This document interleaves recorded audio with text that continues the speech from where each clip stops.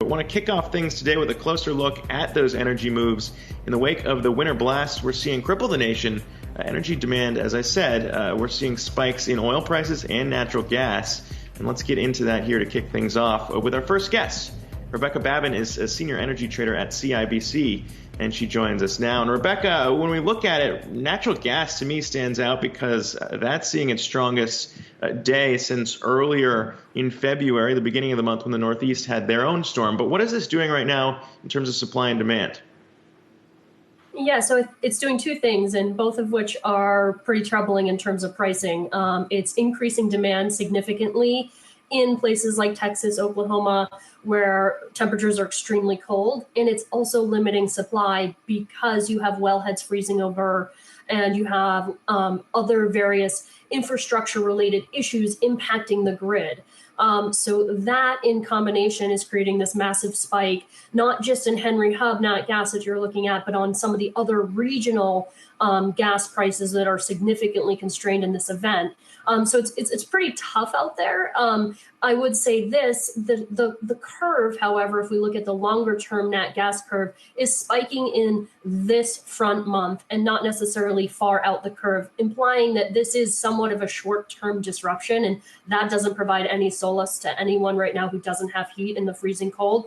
However, from a market's perspective, it's saying this is a short-term event that is impacting infrastructure and supply and demand at the moment, but over the long term, less of an impact. However, it is bringing forward the question of, is our infrastructure set up for our economy to become more electrified over the long term if we have these kind of disruptions that can really knock out a huge amount of supply?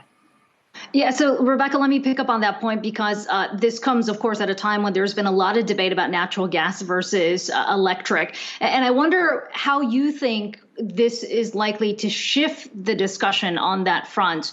I mean, natural gas would certainly argue that they have been able to meet the demand as is right now without any real constraints to a grid potentially that electrification would do. How are you looking at it in the context of what we saw play out over the weekend?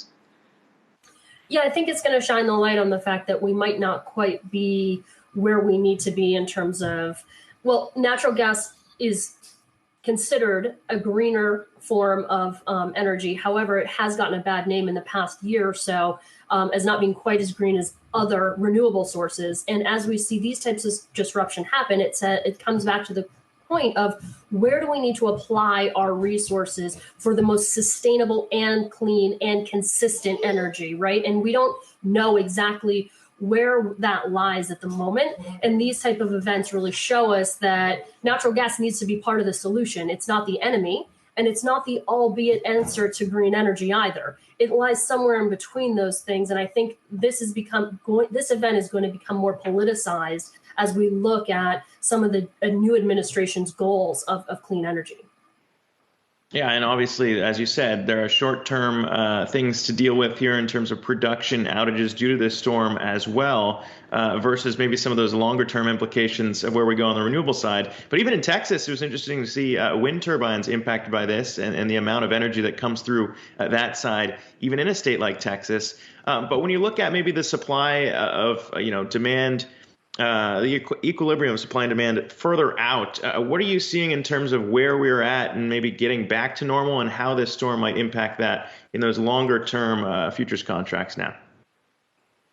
So from what the weather looks like, it looks like there's going to be some improvement over the next several days. So let's call it 3 to 4 days. We should start to see things come back online. And I think that's part of the reason why you're seeing, at least on the major broad indices, crude oil and nat gas prices moderating from their highs that took place yesterday and this morning. So I think there will be improvement over the long term, though. I think that's a valid point. Wind turbines provide 25% of Texas power.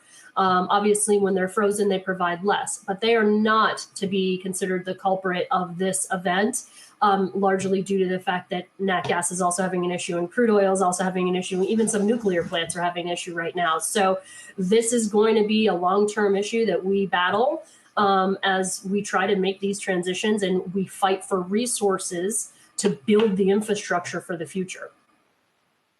And Rebecca, you mentioned this is just a short-term disruption as it stands right now. I'm wondering what you're going to be watching in the next few days to see if this becomes much more than that. I mean, yes, we are in mid-February, but there's nothing that indicates we're not going to see additional storms.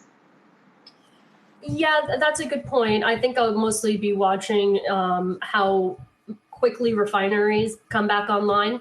That's going to be an important indication in companies right now. I think there's 3 million barrels of refinery capacity currently offline. That's really important. I'll be watching that, how quickly the weather starts to come to warm up. And the state's response, which right now, is looking like they're struggling to keep up. How quickly the Texas is able to actually respond and help both people get back to work on their roads, because if you can't travel, you can't get to work. And those are all things I think are going to be critical in terms of getting back up.